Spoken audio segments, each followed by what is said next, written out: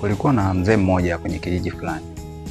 Alikuwa ni mkulima mwenye bidii aliyejitegemea kwa miaka mingi.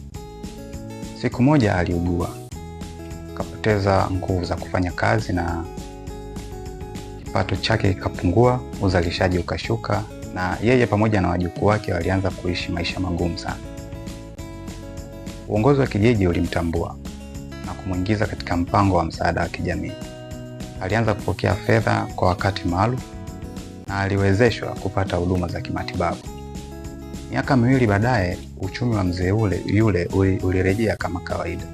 Kipato chake kilikua baada ya kutumia fedha alizokuwa anazipata kwenye mpango wa msaada wa kijamii katika uzalishaji wa mdogo mdogo mpaka pale aliporejea kwenye kipato chake cha awali.